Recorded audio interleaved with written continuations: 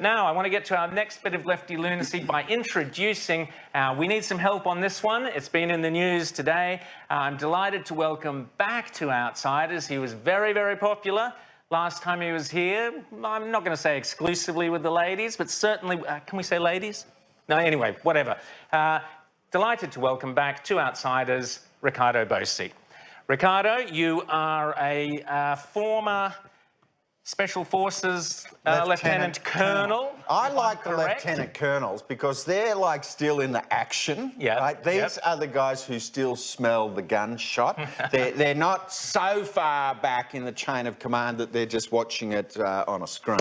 Well, you'll notice that most coups around the planet are run by colonels. Yes. They're just short of that hallowed rank of general. Yeah. And presumably it's one of the reasons, one of the things which has kind of allowed you, and I hear in the Defence Forces themselves, that from kind of the colonels down, there's still some of the military culture that we so respect and admire, whereas the more senior ranks have just completely bowed. Well, that's what we're going to talk about. A lily on a hot day to Canberra.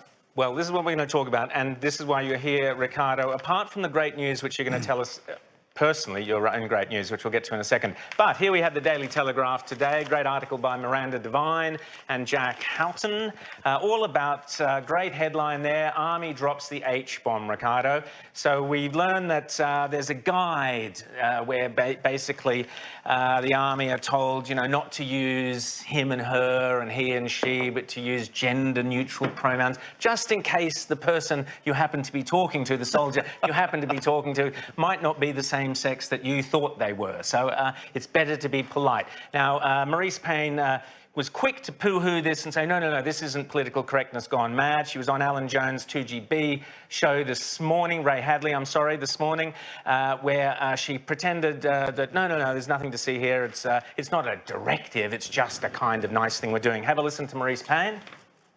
The guide does suggest that if you're talking about relationships, then you might want to use a broader term, rather than presuming the person you're talking to is with one person or another. It is very much cast in that light, but we are not changing in any way, shape or form the way in which we require the ADF to work together and to address each other. Okay, Riccardo, fire away, mate. Okay, 2 points. Firstly, I note that Maurice Payne said that she was unaware of this. I find that very hard to believe, because nothing in the military happens without Hire's approval. So either she's out of touch, or the Commandant of the Australian Defence Force Academy, Brigadier Cheryl Pearce, is out of control, because she wrote the piece. I read it, and it was interesting. 2 points on this one. The first definition, because definitions matter, the first definition in the glossary is ally. And it says that an ally is someone outside the LGBTI spectrum, yet a friend of those within the spectrum. Now, can you think of a more emotionally charged word than ally to a soldier?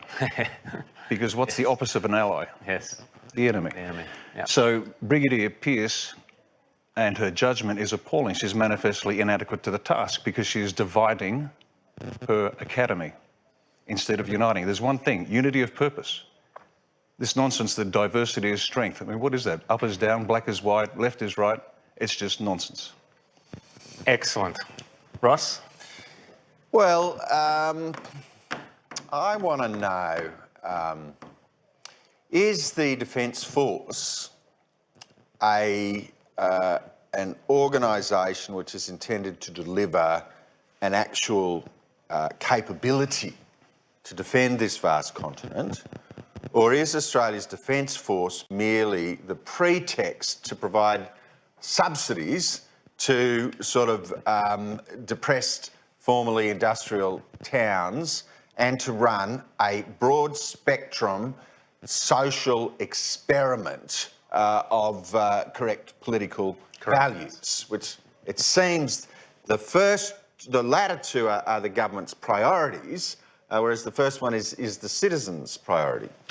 Well, that's exactly right. It's not unusual for government to select a location to prop up its electoral chances. The parachute training school was moved down to Nowra.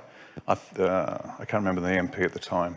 Gash? Yes. Joanna Gash? Yes. move down there. Now, think of what a parachute school needs. It needs still air and narrows on the coast. And what does the coast get? Secondly, it was co-located with the rotary wing of the Naval Air Arm. And parachutes and helicopter blades don't work well. So, yeah, you're exactly right. They use it as a bit of a stopgap to help their economic inadequacies. So I want to draw attention to this bloke who was on photographed last week, I think it was. A few people commented on it. He's got a pink fingernail. He's proudly displaying a pink fingernail in support of presumably diversity and inclusion.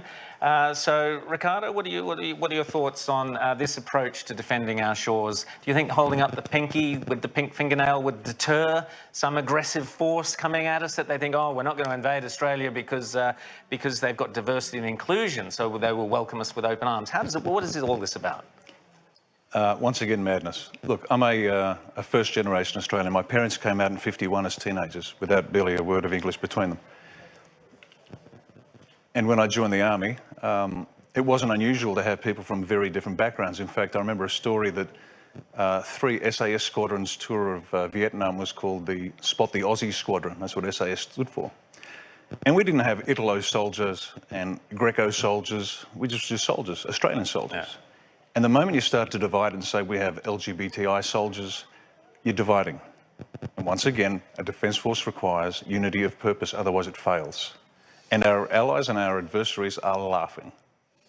Well, this is sort of my question, is what does the chief of the Admiral, presumably, who runs the Australian Navy, who's got time to order his sailors to paint their nails? That's his top priority, his most important task, his means of instilling discipline and combat readiness in his troops. It breaks trust.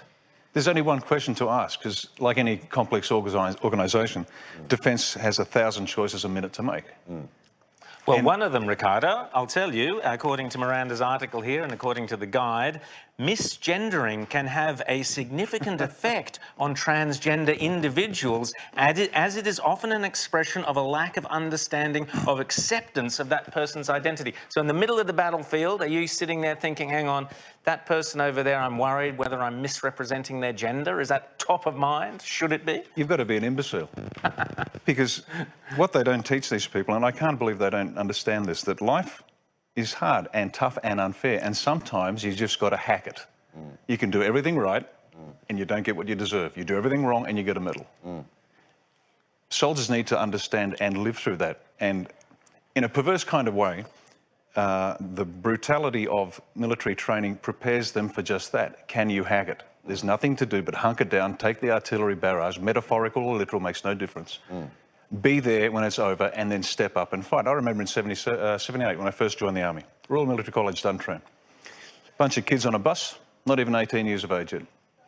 Sergeant T.J. Slaney and my colleagues will be shivering their boots now, the most fearsome drill sergeant you can imagine. He got on the bus and in a low menacing voice told us to get off, and we were terrified.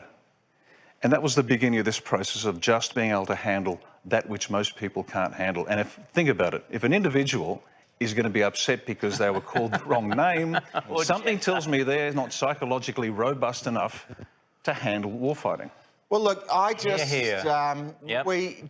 did I hear a rumour that we have some great news. Might have been selected to play, a greater role, a new mission has been given to you, whether or not you succeed. What is your new mission?